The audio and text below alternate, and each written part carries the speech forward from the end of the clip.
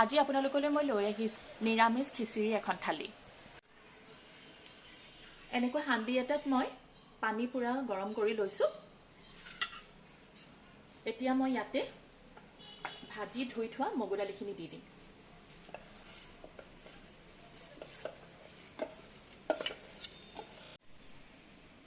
দালিখিনিৰ ওপৰত ফেন উঠিব আৰম্ভ হৈছে। ফেনখিনি কাঢ়াৰ পিছতহে দালিখিনি 5 মিনিট অকণমান ফুটিবলৈ দিয়াৰ পিছত মই ইয়াত চব্জিখিনি এড কৰিম। মই ফেনখিনি ভালকৈ কাঢ়ি ল'লোঁ। এয়া চাওক দালিখিনি অকণমান ফুটিবলৈ আৰম্ভ হৈছে। এনেকুৱা জোখতে মই পাচলিখিনি ইয়াৰ ওপৰতে দিম।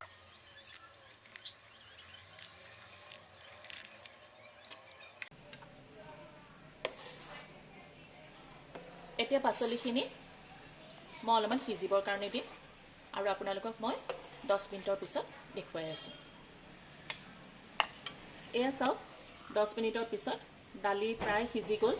চব্জিবোৰ সিজিবলৈ আৰম্ভ হৈছে। এয়া অকণমান বাকী আছে। এতিয়া মই জোখত নিমখ আৰু হালধি দি দিম। এতিয়া ইয়াতে মই গোবিন্দভোগ চাউলখিনি দি দিম, যোনখিনি মই ধুই থৈ দিছোঁ। এতিয়া মই ধুই থোৱা চাউলখিনি দি দিছোঁ।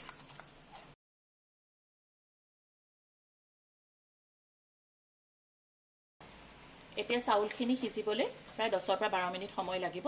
তেতিয়ালৈকে মই এফালে বেঙেনা ফ্ৰাই কৰি ল'ম আৰু ৰঙালাও আৰু আলুৰ বৰ বনাই ল'ম। আৰু বেঙেনা ফ্ৰাই কৰিবতো সকলোৱে জানে, সেইটো আৰু মই বেলেগকৈ ভিডিঅ' নেদেখুৱাওঁ। আৰু ৰঙালাও আৰু আলুৰ বৰৰ কাৰণে কেনেকৈ মিক্সচাৰটো ৰেডি কৰিব লাগিব সেইটো আপোনালোকে মোৰ আগৰ ভিডিঅ'ত চাই ল'ব পাৰি। এয়া চাওক খিচিৰি ৰেডি হৈ গ'ল। সব ধুনীয়াকৈ সিজি গ'ল। চব্জি, দালি, চাউল সব সিজি গ'ল। এতিয়া মই ইয়াৰ ওপৰত ফুৰণ মাৰি ল'ম। ছাইডৰ বাৰ্ণাৰত মই এটা সৰু ফুৰণৰ কাৰণে কেৰাহী পাতি ল'লোঁ। ইয়াত মই মিঠাতেল দি দিম। ইয়াত প্ৰথমে মই পাঁচফোৰণখিনি দি দিম, শুকান জলকীয়া আৰু তেজপাত।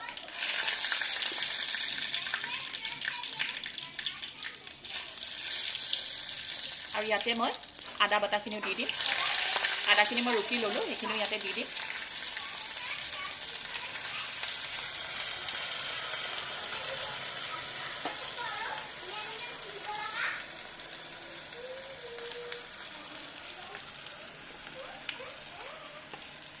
আদাখিনি ভাজা হৈ গৈছে। এতিয়া মই এইখিনি ডাইৰেক্ট ইয়াতে দি দিম।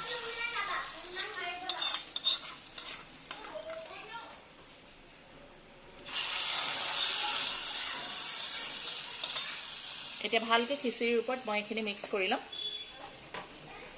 আৰু ইয়াৰ ওপৰত মই দি দিম 1 চামুচ ঘি।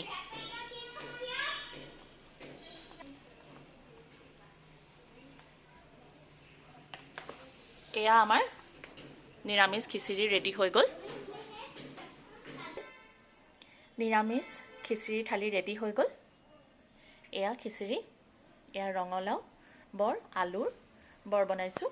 এয়া বেঙেনা ফ্ৰাই কৰিছোঁ আৰু ইয়াত ঘৰত বনোৱা অকণমান জলকীয়াৰ আচাৰ। এনেকৈ ঘৰত কোনোবা আলহী আহিলে খুৱাব পাৰিব। এনেকুৱা নতুন ৰেচিপি লৈ আপোনালোকৰ ওচৰলৈ আহিম। আজিলৈ আহিছোঁ। ধন্যবাদ।